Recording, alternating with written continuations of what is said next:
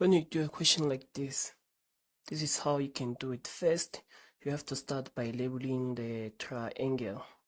Then, the long inside is hypotenuse. This one is hypotenuse.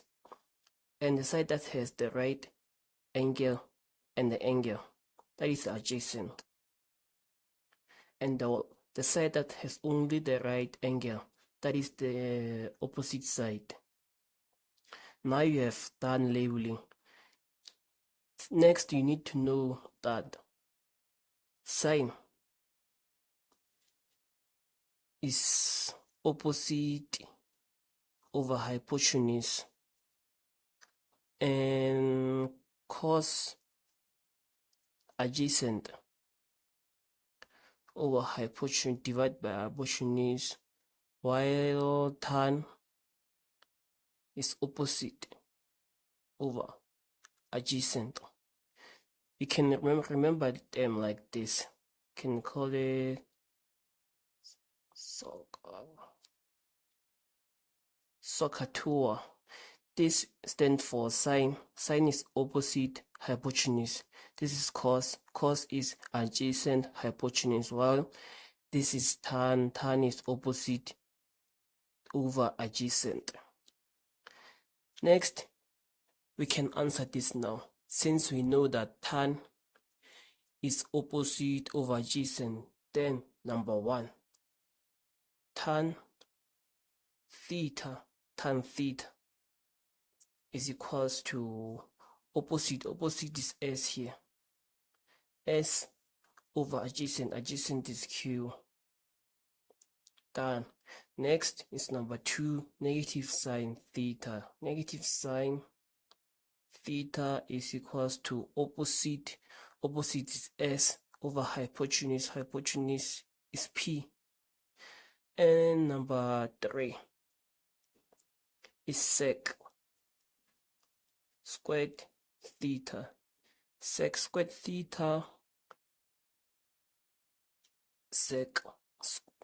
Sec is the same as 1 over cos,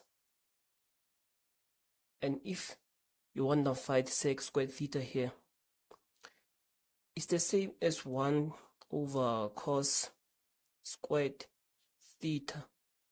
Since now we know cos is adjacent over hypotenuse, then you can look adjacent is q, hypotenuse is p squared.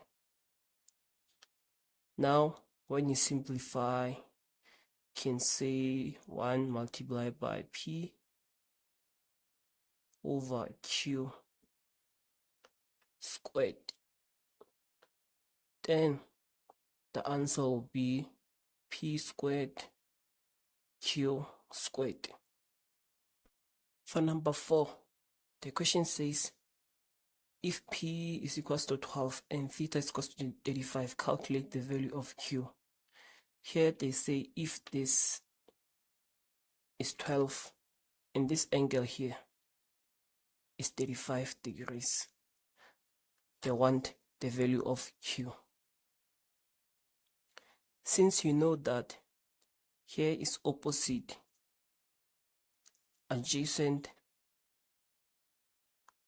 hypotenuse, we have adjacent, we want adjacent, we have hypotenuse and this angle, and we can use tan, not tan, cos. Yes, it's going to be cos theta equals to is cos adjacent hypotenuse. Adjacent here is the q, and cos 35 degrees divided by hypotenuse is 12. Then you can cross multiply. It's gonna give you the value of q, 9,83. That's the value of q.